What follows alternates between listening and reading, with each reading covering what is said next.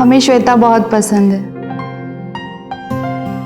अरे ये तो अच्छी बात है, इसी बात पे मुंह मीठा करो ना। लो आप भी लीजिए। तो फिर देरी किस बात की, चट पन्नी और पट ब्याह, क्या बोलते हैं? जी बिल्कुल। क्या बात है?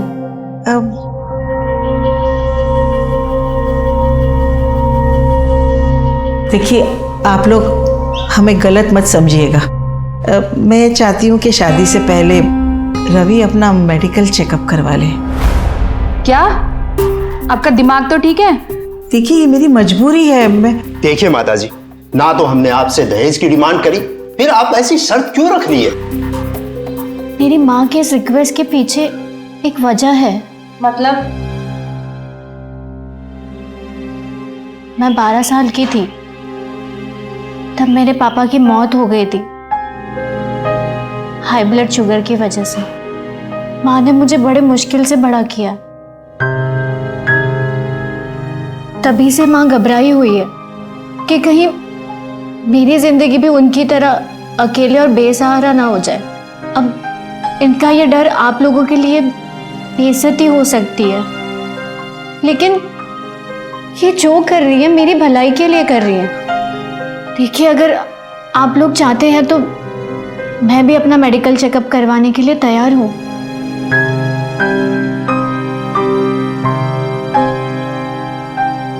मुझे रिश्ता मंजूर है और मैं अपना मेडिकल चेकअप कराने के लिए भी तैयार हूँ।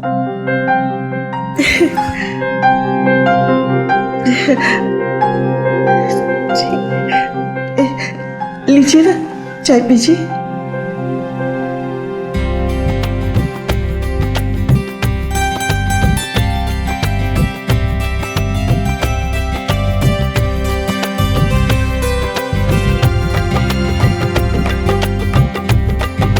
सर एक फैमिली फोटो हो जाए सर। एक मिनट रुक जाइए।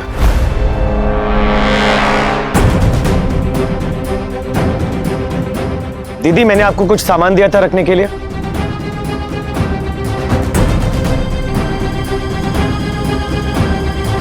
इस रिपोर्ट में साफ साफ लिखा है, मैं मिस्टर रवि कुमार, ना ही मुझे डायबिटीज है, ना ही ब्लड प्रेशर, ना अस्थमा और ना ही कैंसर। मैं पूरी तरीके से स्वस्थ हूं।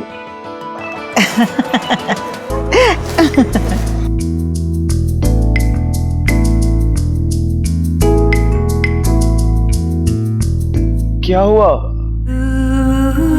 कुछ नहीं, ये तो खुशी के आंसू है। पापा के जाने के बाद मैं बिल्कुल अकेली पड़ गई थी, लेकिन रवि तुमने वो कमी पूरी कर दी। अपनों को खोने का दर्द एक सदमे से बढ़कर होता है, और पापा को देखकर कभी लगा ही नहीं कि उन्हें कोई बीमारी है। बीमारी कभी भी शरीर में दस्तक दे सकती है, पर रवि मैं तुम्हारा पूरा ख्याल रखूंगी।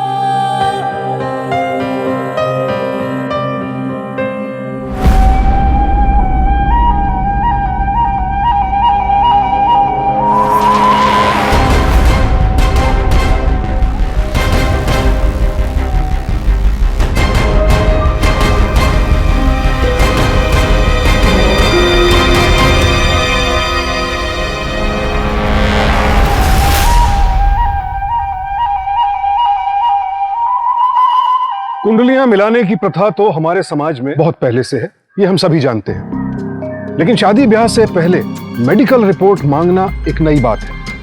और अगर आज के दौर में बीमारियों के प्रकोप को ध्यान में रखा जाए, शादी से पहले इस नई पहल में कोई बुराई नहीं है। पिता के हमेशा बीमार रहने और उसकी वजह से मां का जीवन तहस नहस हो जाने का जो कारण यहाँ बताया गया, उस लिहाज से श्वेता के भविष्य को लेकर उसकी मां की चिंता जायज दिखाई पड़ती है। इसलिए मां ने पूरी पड़ताल की। लेकिन नई बहू की पड़ताल में लड़के वालों को भी तो बराबर की सजगता दिखानी चाहिए थी, क्योंकि इस शादी में एक संदिग्ध व्यक्ति की मौजूदगी सीधे सीधे खतरे की आहट है। हो गई पैकिंग? हाँ दीदी, पैकिंग हो गई। और रवि, होटल की बुकिंग करवा ली है ना अच्छे से? अरे दीदी, जिसकी वाइफ इतनी टैलेंटेड हो उसे किसी बात की फिक्र। अरे दीदी, सारी बुकिंग श्वेता ने पहले से कर दी थी। अच्छा, भगवान करे तुम दोनों हमेशा ऐसे ही खुश रहो।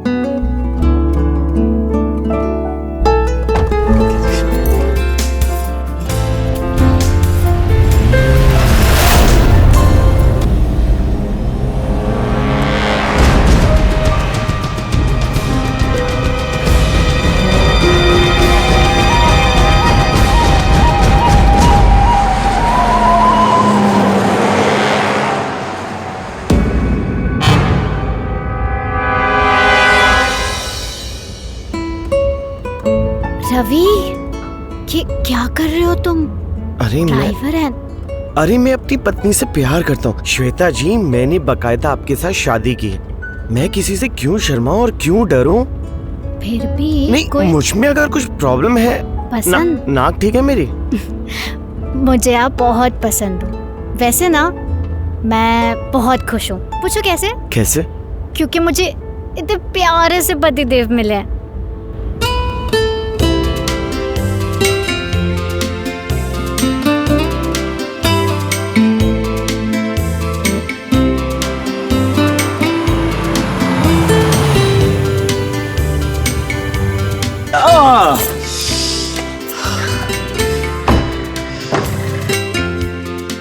श्वेता जी, हम उदयपुर पहुंच गए। एक काम करते हैं, जल्दी से रेडी हो जाते हैं, फिर लेक की तरफ निकलते हैं। चले? अच्छा।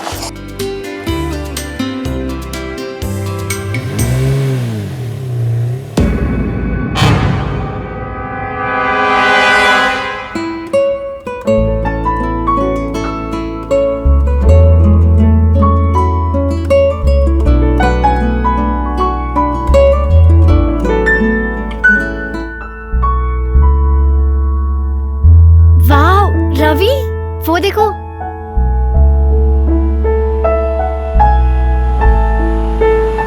बहुत खूबसूरत है।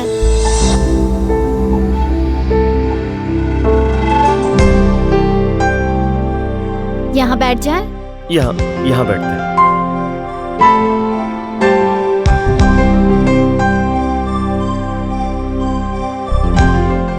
बहुत खूबसूरत है ना? हाँ, बहुत खूबसूरत है। मैं लेक की बात कर रही हूँ। अच्छा लेक, हाँ लेक बहुत सुंदर है, बहुत खूबसूरत है, पर आपसे ज्यादा नहीं। अच्छा? हाँ जी।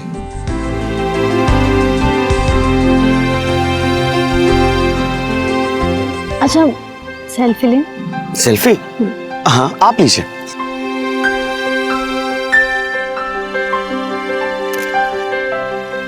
अच्छा अब तुम लो।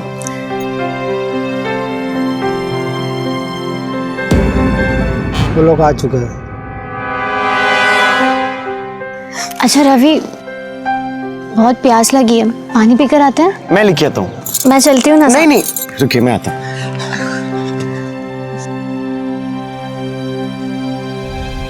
क्या मैडम, कैसा अकेले अकेले बैठे हो? साथ दूं क्या? ये क्या बदतमीजी है? तुम दोनों के घर पे माँ बहन नहीं है? उन्हें भी ऐसे ही छेड़ते हो तुम दोनों? क्या हुआ श्वेता? कौन है आप लोग? क्या प्रॉब्लम है?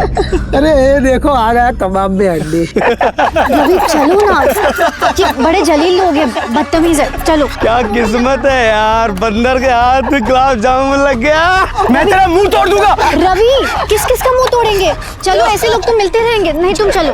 ए डरपोक, डरपोक, जो तुम्हें छेड़ेगा। रवि, कोई है? रवि, तुम्हें कुछ नहीं होगा, मैं हूँ।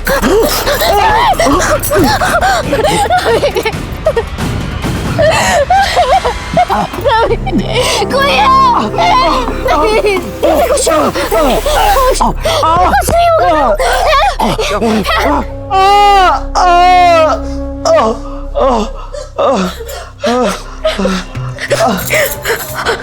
हेलो हेलो दीदी।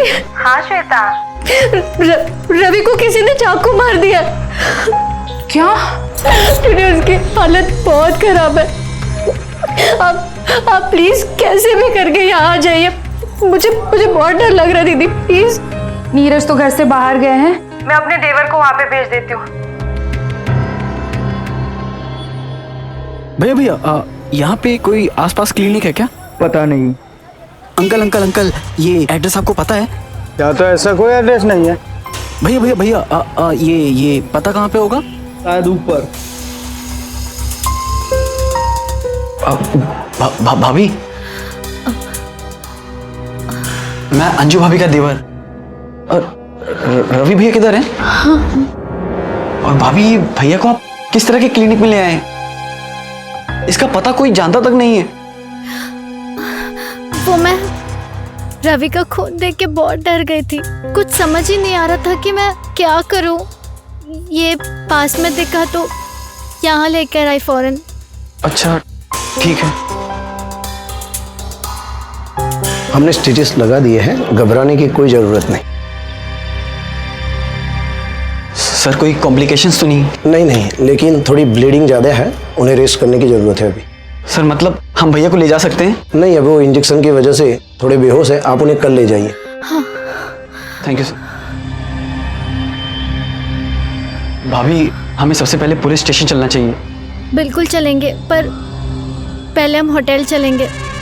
यहाँ ज्यादा देर रुकना ठीक नहीं है। ठीक है। आराम से। भैया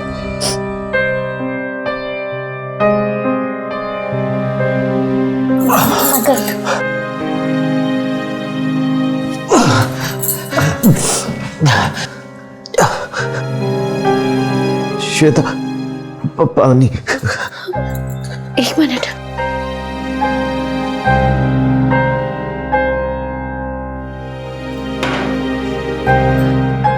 ले, आराम से।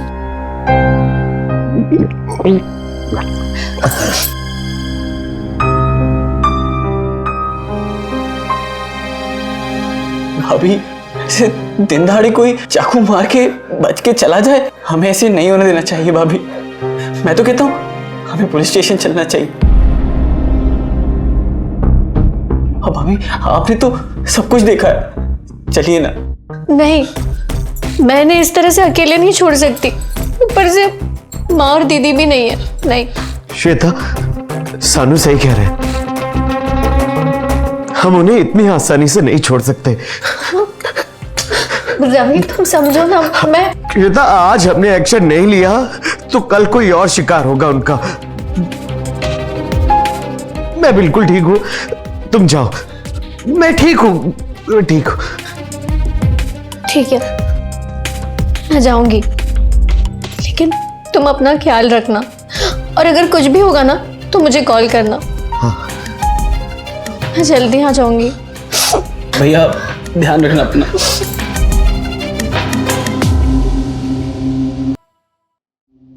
सर, आपको यहाँ पे कोई पुलिस स्टेशन पता है क्या? जी, गणेश नगर में है, पास में ही है। Thank you. आइए भाभी। भाभी ऑटो आइए। भाभी इट्स ओके, आप रोइए मत। आइए भैया, गणेश नगर पुलिस स्टेशन चलोगे आप? आइए भाभी।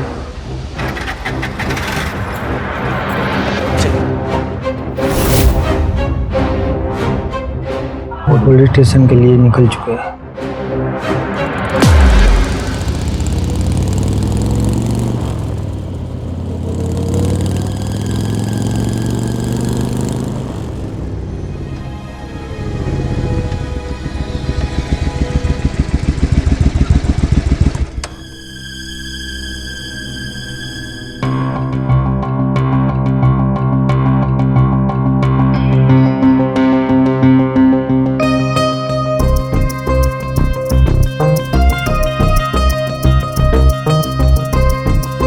भाभी, सब ठीक हो जाएगा, आप टेंशन मत लो। मुझे बहुत घबराहट महसूस हो रही है। रवि की फिक्र हो रही है मुझे बहुत। अरे आप टेंशन क्यों ले रही हैं? जैसे ही सर उनकी कंप्लेंट लिख लेंगे तो फिर वो हमें बुलाएंगे। आप प्लीज रोइए मत।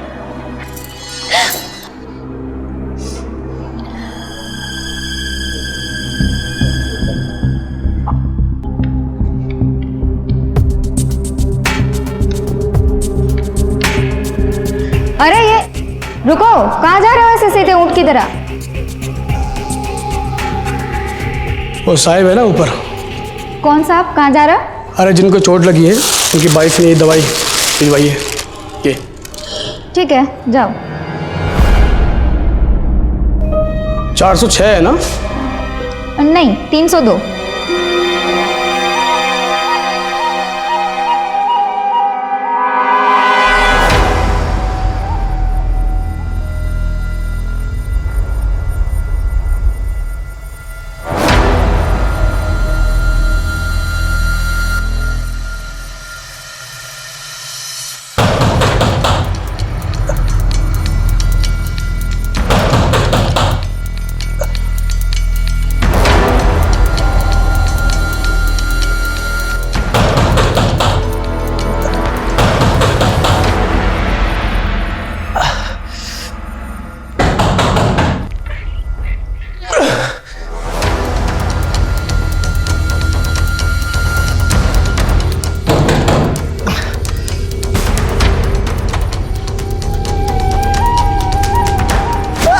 सर, जो भैया और भाभी अशोकनगर में थे तो वहाँ पे 2 लोग। तुम थे वहाँ पे?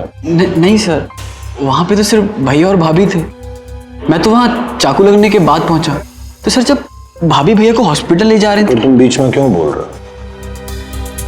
उनको बोलने दो ना मैडम को। हाँ मैडम, आप बोलिए, क्या बोल रहे हो? वो मैं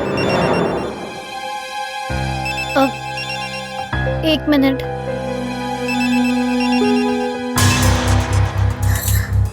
हेलो, हाँ रवि। श्वेता! श्वेता! हेलो,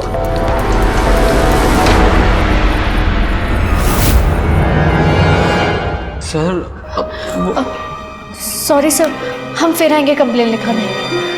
सॉरी, तुम चलो। क्या हुआ भाभी? वो रफी है ना, भैया? मैं बताती भैया को क्या तुम हुआ? चलो। आप बताओ तो। Sorry sir. अजीब है यार ये लोग। पर भाभी, हमारे से भाग जाने से प्रॉब्लम सॉल्व नहीं हो जाएगी। तो क्या करे, यहाँ रह के अपनी जान दे दे? मेरा वो कहने का मतलब नहीं है। मैं कह रहा हूँ कि अगर आज हमने रिपोर्ट नहीं की तो उन्हें और बढ़ावा मिलेगा। क्या पता वो कल किसी और का। बस अब मुझे आपका कोई प्रवचन नहीं चाहिए। कल किसका क्या, अब मुझे कोई फर्क नहीं पड़ता। पर आप समझने की कोशिश तो कीजिए कि मैं क्या बोल रहा हूँ। बस बोलना आसान होता है, लोग सिर्फ दर्द बढ़ा सकते हैं, बांट नहीं सकते। और मुझे इस वक्त सिर्फ अपने पति की सुननी है और किसी की नहीं। और अब आप बीच में मत बोलिएगा। अब जानते हैं मैं जो बोल रही हूँ, जो कर रही हूँ वो सब ठीक है। लेकिन भाभी, मैं क्या। आप प्लीज अपनी इस लेकिन को डस्टबिन में डाल दीजिए। पर हाँ, मदद करने के लिए शुक्रिया। बस एक आखिरी मदद कर दीजिए, किसी भी तरह इन्हें नीचे टैक्सी तक पहुंचा दीजिए, बस।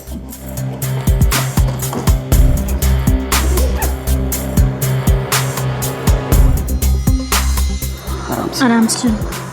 आराम से। सानू जी, आप सामान रखिए, मैं देखती हूँ। जी भाभी। देखना आराम से। जी भाभी, आराम से।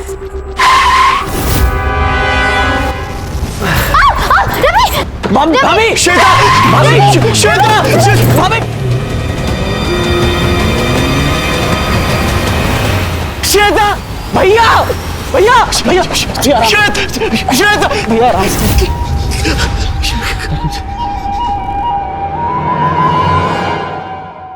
आप अगर थोड़ा पहले आ जाते तो आपकी बीवी का किडनैप नहीं होता। सर, हम यहाँ आए थे, लेकिन वो गुंडे होटल में पहुंच के भाभी को फोन पे भैया को मारने की धमकी देने लगे। सर, हम इसी डर से यहाँ से चले गए। आपको गाड़ी का नंबर याद है? सर, उस वैन में कोई नंबर नहीं था, लेकिन सर वो वैन वाइट कलर की थी। नंबर नहीं था,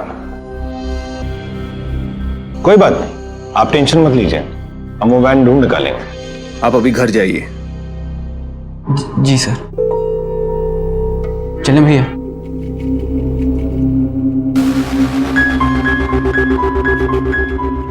हम दोनों लेक पे बैठे हुए थे। मैं श्वेता के लिए नारियल पानी लेने गया था। अचानक वहां पे कोई 2 आदमी आए, उन्होंने श्वेता को छेड़ा। मैंने बचाने की कोशिश की, हाथापाई में मेरे पेट पे उन दोनों ने चाकू मार दिया। श्वेता मुझे हॉस्पिटल लेके गई, मुझे स्टिचेस कराए, दीदी को बताया, दीदी ने सानू को भेज दिया। श्वेता बहुत घबराई हुई थी। सानू ने बोला कि हमको पुलिस को बताना चाहिए। वो दोनों पुलिस स्टेशन चले गए। उसी वक्त दस्तक होती। दो बंदे मेरे पास आते हैं और मुझे धक्का देते हैं और मेरे गले पे चाकू रख के श्वेता को फोन करते हैं कि अब तेरे पति को मार डालेंगे। श्वेता बहुत घबरा गई थी। उसने डिसाइड कर लिया था कि यहां पे नहीं रहना है। चलो रवि, यहां से चले जाते हैं। हम रिक्शे में बैठने ही वाले थे, अचानक से एक वैन आती है और श्वेता को किडनैप करके ले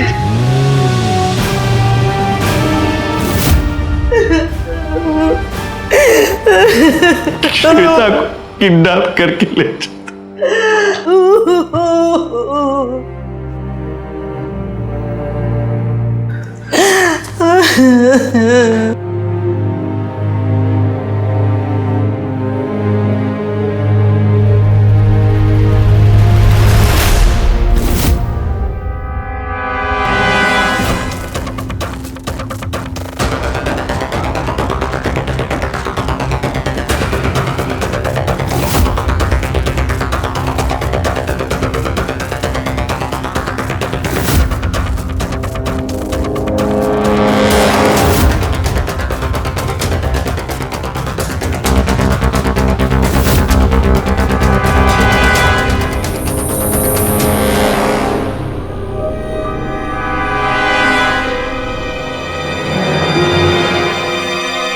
मैडम, कोई नया शादीशुदा जोड़ा आपके होटल में रुका है? किस कमरे में?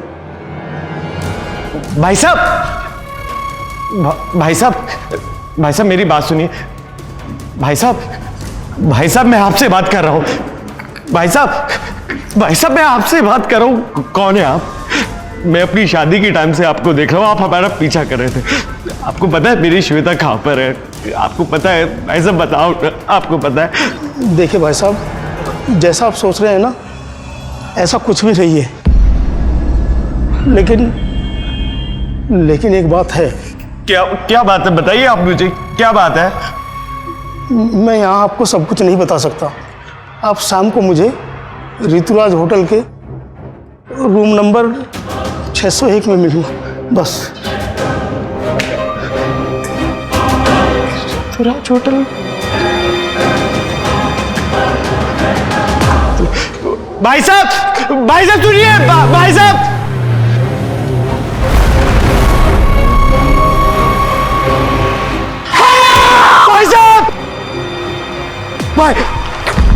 भाई साहब कुछ बोलो ना।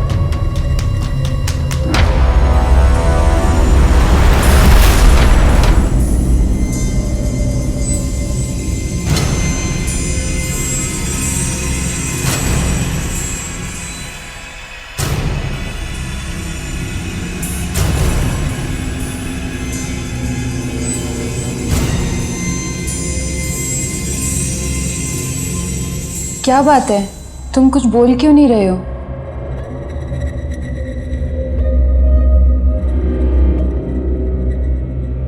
भैया, वो आदमी कौन था और आपसे क्या बात कर रहा था?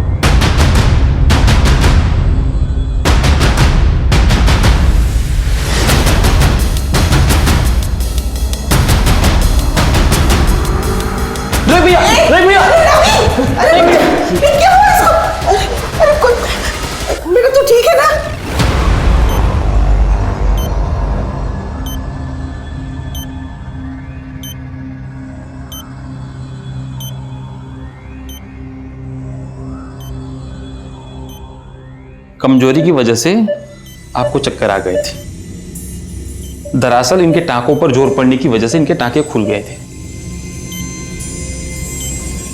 पर हमने वापस टांके लगा लिए। घबराने की कोई बात नहीं। Thank you doctor, thank you. अरे आप जैसे बहुत कम हिम्मत वाले लोग हैं इस देश में। आपने बहुत पुण्य का काम किया है। सर आप क्या बोल रहे हैं, मुझे कुछ समझ में नहीं आया। आजकल तो लोग ब्लड डोनेट तक नहीं करते हैं, आपने तो अपनी एक किडनी डोनेट कर दी।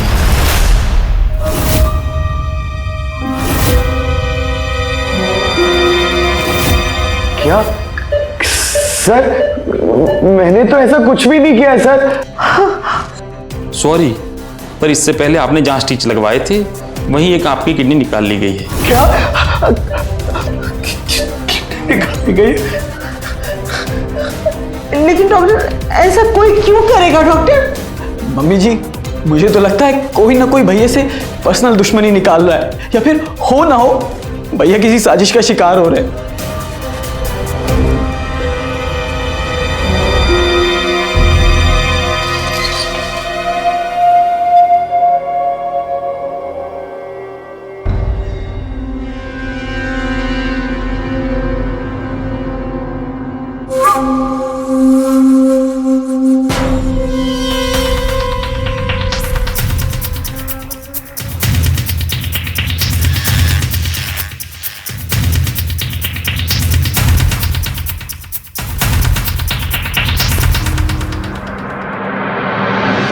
सर मैंने आसपास के लोगों से इस क्लिनिक के बारे में पता किया। कुछ लोग थे यहाँ पर, लेकिन वो कहीं चले गए। कहाँ गए पता चला? नहीं पता चला सर वो किसी से बातचीत नहीं करते थे। सर मेरी तो किसी से दुश्मनी भी नहीं है। सर मेरे साथ ऐसा क्यों हो रहा है? पहले मेरी किडनी निकाल ली गई, फिर मेरी बीवी का किडनैप कर लिया गया। सर बिलीव मी, मेरी किसी से कोई दुश्मनी नहीं है। मैंने किसी का कुछ भी नहीं बिगाड़ा है, कुछ भी नहीं। हाँ सर, कोई ना कोई भैया के खिलाफ प्लानिंग कर रहा है। पिछले 5 साल में पहली बार ऐसी वारदात हुई। आप टेंशन मत लीजिए, मैं जल्द से जल्द कुछ करता हूं।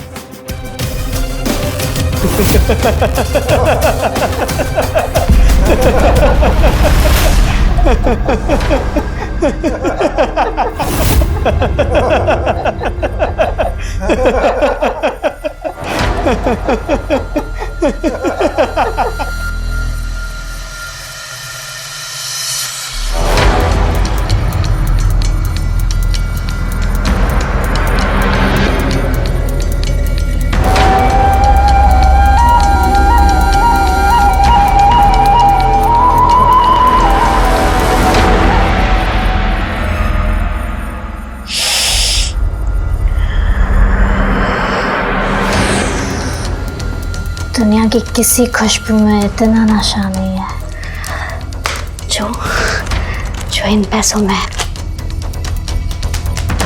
है ना।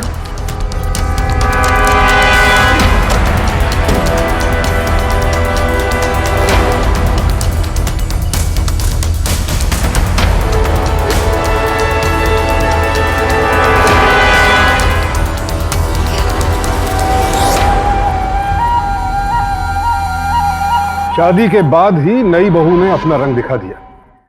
रवि को तो इस बात की खबर तक नहीं है कि श्वेता उसके खिलाफ कितनी बड़ी साजिश को अंजाम देने में जुटी है। लेकिन ये पूरा खेल है क्या? अगर श्वेता किसी और के साथ प्यार मोहब्बत के चक्कर में होती तो उसके लिए इतना प्रपंच रचने की कोई जरूरत नहीं थी। और अगर मकसद रवि की हत्या करना था तो गुंडे उसे पहली ही बार में खत्म कर सकते थे। जानलेवा हमला कराने के बाद जान बचाने का ये खेल किस साजिश की ओर इशारा कर रहा है?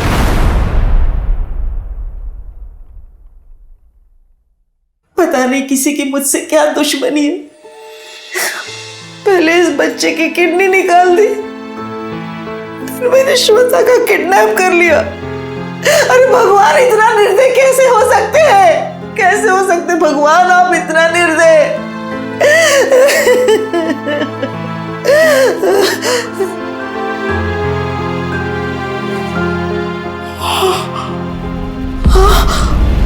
ये सब मेरी वजह से हुआ है, ये सब मेरी वजह से हुआ है।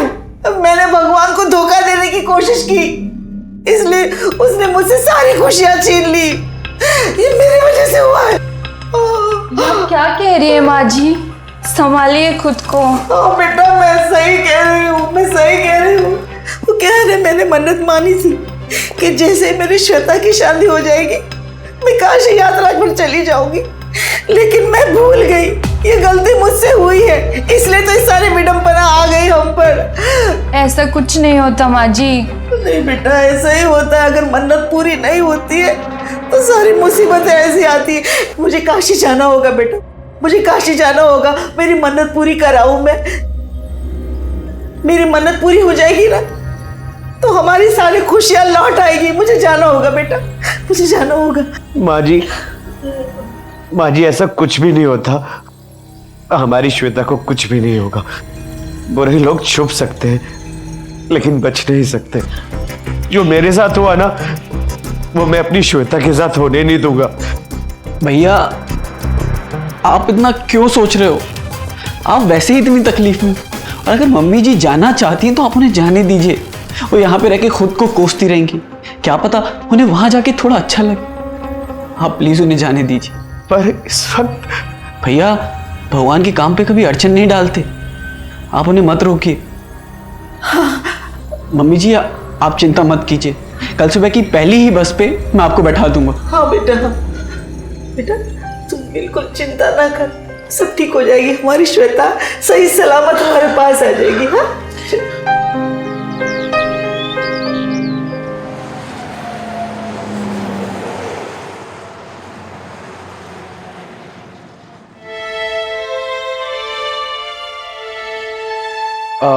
भैया मैं मम्मी जी के लिए टिकट लेके आया हूँ।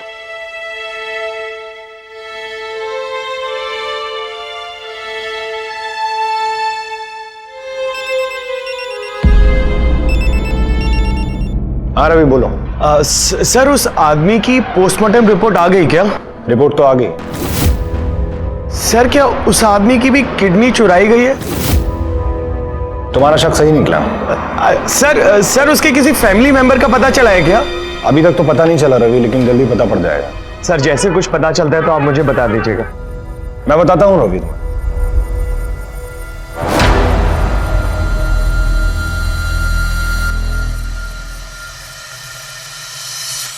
आप शाम को मुझे ऋतुराज होटल के रूम नंबर 601 में मिलूँ। शानू तुम ना मम्मी जी की पैकिंग में हेल्प कर दो। जी भैया।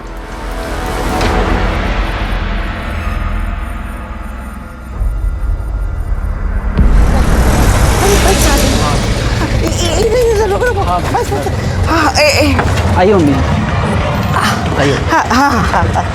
अरे अरे अरे बेटा तू क्यों परेशान हो रहा है? हाँ देख, इतना यहाँ तक मुझे छोड़ा ना, अभी तू वापस लौट जा। मेरे से ज्यादा रवि को तेरी जरूरत है ना बेटा। अच्छा मम्मी जी आइए, मैं आपको सीट पे बैठा देता हूँ। अरे मैं बैठ जाऊंगी सीट पे, कोई भी मुझे बिठा देगा बेटा, तू परेशान मत हो। मम्मी जी आप पक्का चली जाएंगी ना? हाँ मैं बैठ जाऊंगी। जा खुश रहे खुश रहे खुश रहे। जा संभाल के जाना। हाँ ए भाई बराबर लेके जाओ उसको। हाँ जा ठीक है मम्मी। हाँ जा।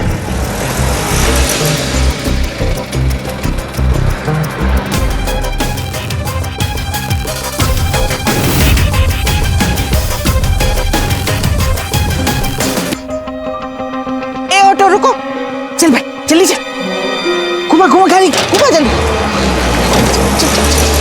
और सीधे सीधे से।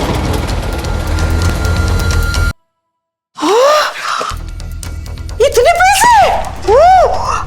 अरे मुझे रोने की इतनी एक्टिंग करनी पड़ी, इतनी एक्टिंग करनी पड़ी कि पूछो मत। अरे वो मगरमच्छ की अम्मा भी होती ना तो उसे भी शर्म आ जाती। अरे माँ सब आपकी एक्टिंग का कमाल है, वरना इतनी आसानी से हम मौत का खेल कैसे खेल लेते। सही बोली है, पर देख मुझे घमंड बिल्कुल नहीं है। हाँ वो तो है, बस अब उन चौपड़ को 4-4 लाख दे देंगे, बाकी का सारा माल हमारा है। अरे 4-4 लाख बहुत होते, 1-1 लाख पड़ना। आप भी ना। इस वक्त कौन होगा? मैं देखती हूँ। अरे वो ही हो गए हमारे गुंडे। अरे आ रही हूँ आ रही हूँ। अरे आज कौन है माँ?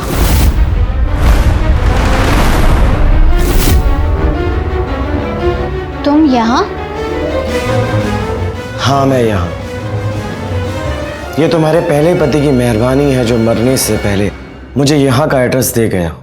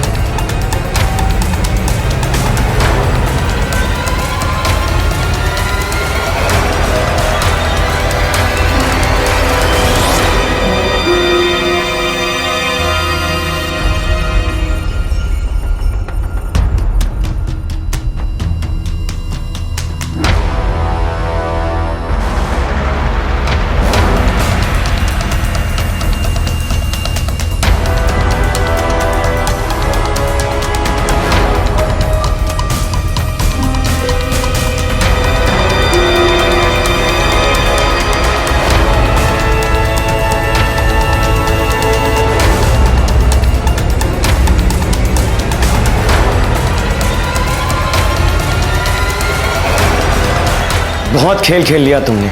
अब जेल की हवा खाना। मासूम लोगों को अपने जाल में फंसाती थी, किडनी चोरी करने का धंधा चला के रखा था। शर्म नहीं आती है तुम्हें? शर्म? माँ, शर्म क्या होती है जरा बताओ। माँ, तुम्हारी कोई असली माँ भी है या नहीं? मेडिकल चेकअप करने का ड्रामा किया था ताकि तुम पता लगा सको कि मेरी किडनी काम की है भी या नहीं। मुबारक हो, तुम तो बड़े समझदार निकले। छोड़ूंगा नहीं मैं। अरे कहां तक भागोगी? मेरे प्यारे पतिदेव, क्या जरूरत थी यहाँ आने की? अरे तुम्हारे लिए एक किडनी तो मैंने छोड़ ही दी थी ताकि तुम आराम से ऐश कर लो, पर नहीं, तुम्हें तो दोनों देनी है। अरे किडनी क्या, मुझे तो उसकी दोनों आंखें पसंद है। लगे हाथ सारा माल ही निपटा देते हैं। हाँ बेचारा, इतनी आसानी से तुम दोनों नहीं बच सकते। लेकिन हम बच जाते हैं। इतने भी कच्चे खिलाड़ी नहीं है हम। जिसकी बीवी लापता हो सकती है, उसका पति भी लापता हो सकता है, समझे? जो पुलिस बीवी को नहीं ढूंढ पाई, वो पति को क्या खाक ढूंढेगी? बहुत होशियार समझते हो ना तुम दोनों अपने आप को। मैं आने से पहले सानू को यहाँ का एड्रेस मैसेज कर चुका था। वो किसी भी वक्त पुलिस को लेके पहुंचता ही होगा।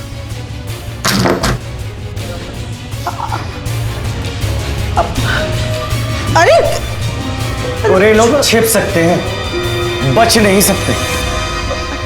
इंस्पेक्टर साहब, प्लीज इनको ले जाइए मेरी आंखों के सामने से। अरे हमने कुछ नहीं किया।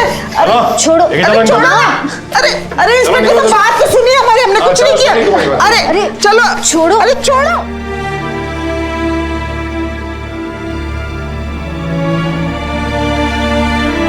हमारे देश में हर साल तकरीबन 2 लाख लोगों को नई किडनी की जरूरत पड़ती है, लेकिन बमुश्किल 8,000 लोग ही वैध तरीके से किडनी हासिल कर पा रहे हैं। डिमांड और सप्लाई का ये बड़ा गैप मानव अंगों की तस्करी के संगठित अपराध का एक अहम कारण है।